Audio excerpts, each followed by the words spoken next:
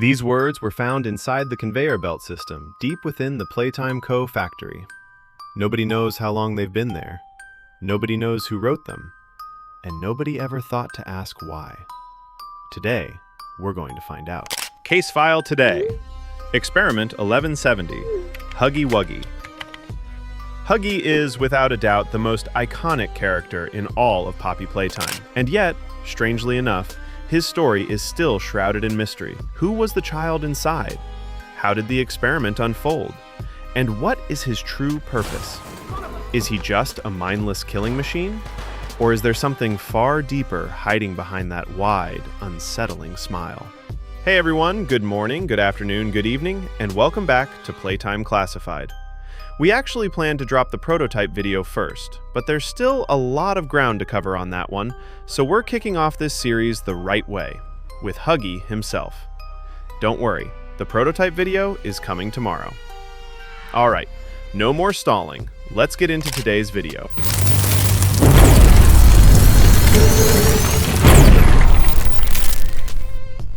Before we dive into the case file, we need to understand the context. In the 1930s, Elliot Ludwig founded the Playtime Co. with a beautiful vision to bring incredible toys to children all around the world. And in 1976, he went a step further and opened Playcare, the company's very own orphanage. Sounds heartwarming, right? Hold on to that thought, because we're going to need it later.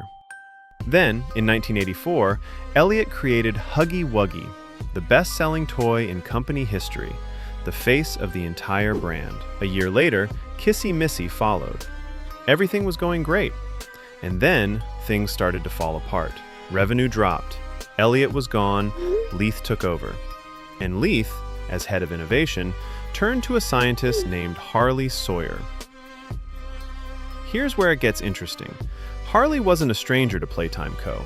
Back in the 1960s, Elliot himself had accepted him into the Young Genius program, but he was expelled for arrogance. Because Harley didn't do science to help humanity, he did it to push the boundaries of what was possible, regardless of the consequences. Elliot had placed enormous hope in that brilliant young boy, and that hope is exactly what made Harley feel so betrayed when he was cast out. Decades later, Leith Pierre tracked Harley down, and Harley, despite the pain Elliot had caused him, agreed. Because this was his chance to prove he'd been right all along. Harley's idea was simple and horrifying. Giant toys. We can increase productivity while cutting down on the number of employees on the payroll. If the workers don't have to be real people, put me in charge and I will save this company. That was the moment the Bigger Bodies Initiative was born. But to transfer human consciousness into a toy, you need a willing human subject, and nobody was willing. So they turned to the orphans at Playcare. No family, no one who'd come looking if they disappeared. They could pick any child they wanted. And this is where the real story begins. Greetings, employees, and welcome to your first day here in Playtime. We're certain that in the days to come, you'll find your new family here every bit as loving and supportive as your own.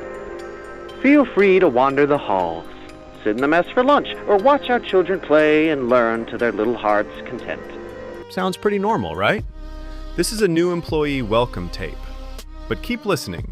And should you come back years later, your conscience finally getting the better of you, may you descend into the dark and the dust, finding all that awaits you are incomprehensible horrors, each hungry for your return, each eager that they might find you. Perhaps they'd smile at you from a shadow, their smiling mouths full of teeth and meat and plastic, watching and waiting patiently for their turn at a warm welcome. Or perhaps they won't allow you such time to figure your place in the world you'd left, a world that's theirs now. Welcome home. This isn't a welcome message. This is a warning. Or more accurately, this is a curse, directed at anyone who dares return to the factory after everything that happened. Who recorded this? When? And why is it still sitting in the system? We don't have those answers right now, but keep it in the back of your mind. Now we get to the most important part of this case file. We know that Huggy Wuggy, experiment 1170, was an orphan from Playcare who was converted into a test subject. But who was that child? The official answer is unconfirmed, but we have evidence. In Chapter 3, Deep Sleep, there's a tape you can find. It's called the Hartman incident. Oh, Mr. and Mrs. Hartman! Come on in. Please, have a seat.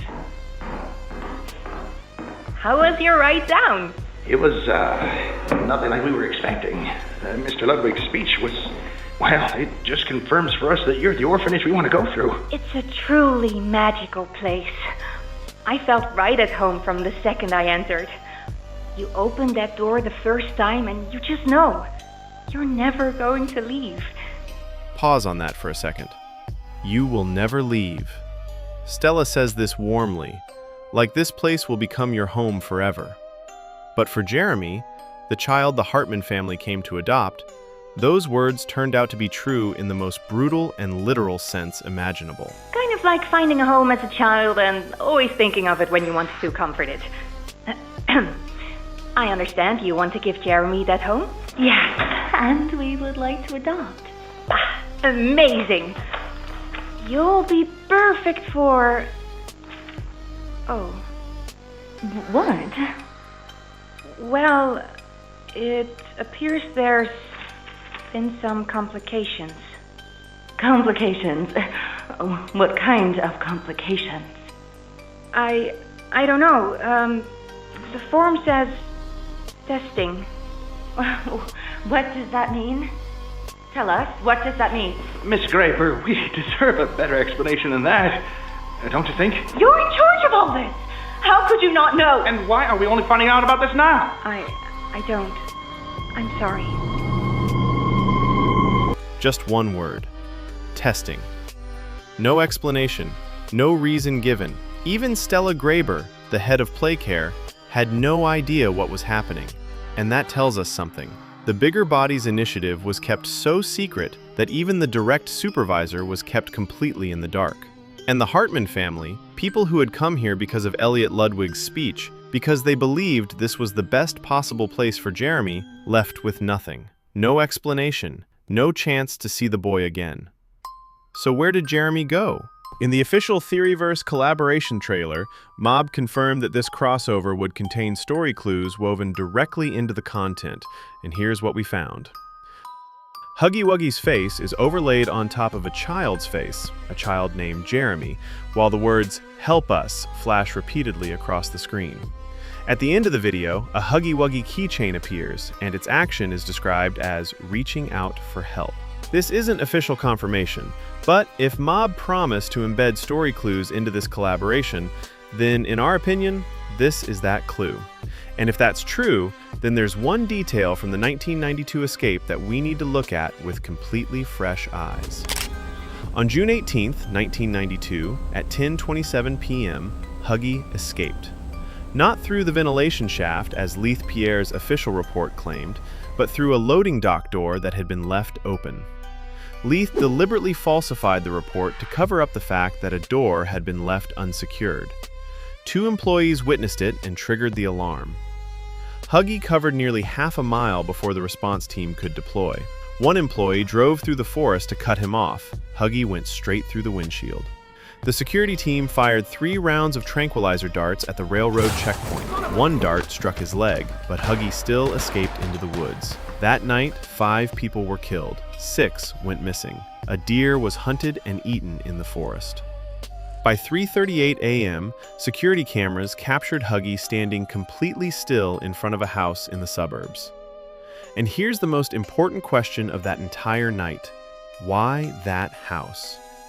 Huggy had traveled miles through the dark, through the woods, while being chased and shot at. He could have gone anywhere, but he stopped in front of one specific house. A house that the official wiki raises a question about. Could it have been the Hartman family's home?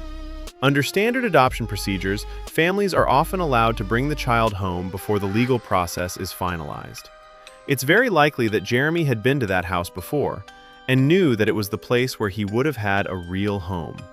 So deep inside that overwritten, erased mind, a trace of that warmth must have survived, a memory of the way home. He wasn't running to kill, he was running to go home. But Playtime Co. took even that away from him. That might be the most heartbreaking part of this entire story. There is almost no documentation detailing the surgery that created Huggy. But from what we know about the Bigger Bodies initiative, the process looked something like this. The child was sedated using the red gas, a substance that Playtime Co. had quietly pumped into the shower systems at Playcare under the pretense that it helped children sleep better. But in reality, that same gas consistently caused nightmares in the very children it was used on. And it allowed the scientists to remove children from their beds for experimentation at any point during the night, without anyone ever finding out. Once sedated, the surgery began. Bones, flesh, organs, everything transferred into a new body built from plastic and stuffed fabric. Combined with poppy gel, they managed to complete the transfer of not just the organs, but the child's entire consciousness into its new form. When he woke up, the boy could no longer speak, could no longer recognize himself in the mirror, and immediately, the conditioning began. This is the part where Chapter 5, Broken Things, changed everything. In the reanimation area, when the player revisits Huggy's memories through the machine, we don't just watch, we live through them. Through his eyes. The first scene. We wake up in the new body. Dr. Gracie stands in front of us with a sorting game. Put the things that don't belong into the trash. Very good, Huggy. You're doing great. Good, Huggy. But even here, the anger starts to simmer. You don't need to be angry, Huggy. Blackout in a fit of rage. Wake up to a new game. Blackout again. Wake up again. And then we realize that sorting game at the beginning was actually teaching Huggy something else entirely. Things that don't belong. Things that don't obey. Things that need to be disposed of. The anger surges again. The red gas fills the room. Huggy wakes up strapped tightly to a chair. And in that moment, everything he had been holding back explodes. Huggy tears through everything, chases down the staff, and swallows Lewis whole, the man whose job was to escort him into the conditioning room. After that, Huggy's behavior changed completely. More obedient, more compliant, more docile. Why? There's a gray tape we can find in Chapter 2. A scientist discussing an incident, talking about the intelligence of 1006, how it used its own intelligence to temporarily escape containment before being recaptured. But at the end of the tape, Huggy is mentioned as well. Further suppression treatments will need to be enacted to ensure that no other experiments develop these qualities. Experiment 1170, Huggy Wuggy, remains the optimal outcome due to his sufficient intelligence paired with maximum obedience. End of log. From this excerpt, we can see that while the prototype was considered too dangerous, too intelligent, too aggressive, Huggy was chosen because he was just smart enough and completely controllable. And this is the most tragic thing in this entire story. The electric shocks, the conditioning sessions, the sedations in the middle of the night, none of it was meant to create a monster. All of it was meant to break a child down until the only thing left was obedience. And it worked. After that, Huggy was placed in the main lobby, standing like a statue all day. A mascot by day, a security system by night. Nobody knew he was actually alive, until Rowan Stoll started paying attention. Rowan, a department head at Playtime Co., noticed that Huggy's eyes were tracking people. He assumed a camera had been installed inside the eyes to monitor employees. Oh, I'm on. Hello, Mr. Pierre. Look, I know you don't want to hear any more about this. I get it. Sounds like a bad joke, Huggy Wuggy staring at children. But, look, I'm filming this so I can hopefully prove what I saw. Look, if some creep is hiding nanny cams in our mascot's eyeballs, then it's something that needs to be taken seriously. You know, something dangerous is going on, and I'm sure it wasn't on purpose. I'm sure it was just some big mistake, but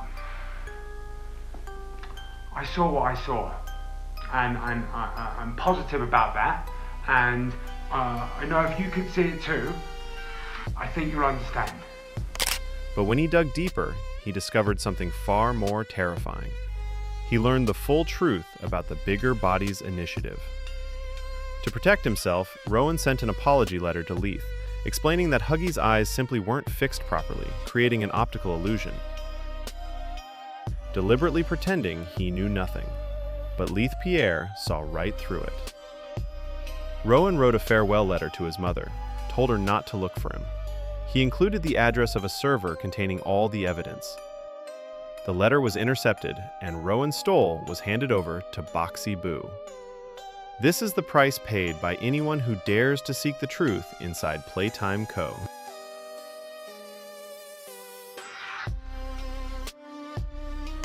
On August 8, 1995, the Hour of Joy. Huggy was one of the first experiments to turn, manipulated and driven by the prototype, to massacre every employee in the main lobby. Afterward, the prototype convinced Huggy to join his side. Kissy Missy was separated from him, and Huggy, this time with no one left beside him, became someone else's tool once again. Strangely enough, after all of that, Huggy returned to his spot in the main lobby, standing there, waiting. The real reason still isn't clear. Maybe he was looking for something familiar. Maybe it was the prototype's orders. Or maybe he simply had nowhere else to go. And he stood there for 10 years. This is the tape the player finds at the end of Chapter 4, and it explains everything about Chapter 1. Hi, my name is Leith Pierre, and I'm the head of innovation here at Playtime Co. If you're seeing this, you must be very, very lost. Well, rest assured, friend, our state-of-the-art laboratory is just up ahead. Why don't you just go on inside and tap one of our scientists on the shoulder? Tell them you're lost. They'll be glad to help. All right. Let's be honest. You're not supposed to be here. This is the single most high-security, high-clearance section of the whole factory. When someone finds you down here, you will be shot. And before you get any ideas, don't think you can just sneak away either. No, the second you put this tape in, it set off an alarm. So if anyone's home, they know exactly where you are. Pretty nifty, huh? Security is very important to us here. If I were you, I'd start running. Why didn't Huggy attack the moment the player walked into the main lobby? Why did he even hand the player the key? Because the alarm hadn't gone off yet. Huggy was programmed to respond to specific signals, like conditioned reflexes burned into him through every electric shock in that training room. And it was the alarm at the end of Chapter 1, the alarm triggered by the top secret tape, that set everything in motion. It wasn't that Huggy wanted to kill the player, he simply had no choice once he heard that sound. Now let's go back to Chapter 1. While we're running from Huggy and crawling through the ventilation system, or whatever it is, on the walls there's quite a bit of scrawled writing that you might not have noticed, or didn't dare stop to read. Here's every line we've been able to put together. There's one thing I want you to pay attention to. These 3 sets of writing don't sound like the same person. File 1. Could be people who came here before us, who were chased, hunted down, and in their most desperate moments scratched these words into the wall. Most of them are written in red, very likely blood. File 2. I'm so hungry. This isn't my body.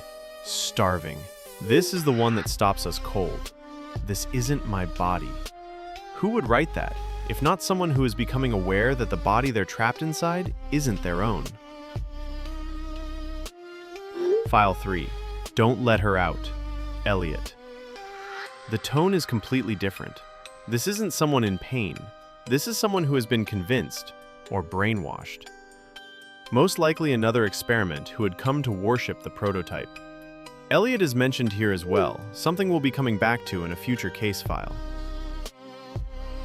The Poppy Playtime Wiki notes that Huggy is believed to be the one who wrote the messages in the conveyor belt system, based on the evidence that he eats the player when he catches them, and the lines "starving" and "I'm so hungry" line up with that behavior.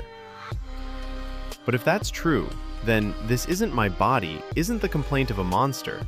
It's the cry of a child who still has a flicker of consciousness left inside. A child who knows what has been done to him and keeps writing it on the wall as a small, desperate act of hope.